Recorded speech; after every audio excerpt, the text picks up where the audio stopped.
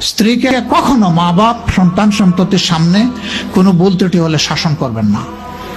একা নিয়ে বুকে জড়িয়ে ধরে তার সমস্ত নেক কাজের স্বীকৃতি দিয়ে তারপরে বলবো যে এরকম একটা বিষয় আমি দুঃখ পাই নাই, তবে আমি চাই যে এটা তুমি কারেকশন করে নাও এবং আমি আল্লাহর দরবারে তোমার জন্য দোয়া করব। মাথায় হাত রেখে একটু দোয়া করে দেন। এর চাইতে বড় আর কোনো শাসন হয় না।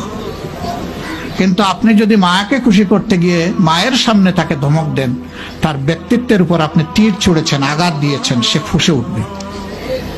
সে বলবে সব উজাড় করে তোমার এই সংসারে দিলাম, আজকে তুমিই না আমাকে এইভাবে বেইজ্জত করলে। সে মানুষ তো, তার মানবিক রিয়াকশন হবে। কাজ করবো না আমরা কেউ।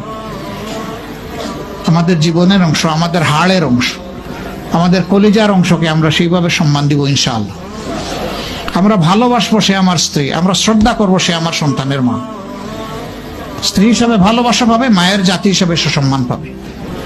এই দুইটা ব্যালেন্স করে যদি আমরা চলি, গড় হবে জান্নাতের টুকরা ইনশাআল্লাহ।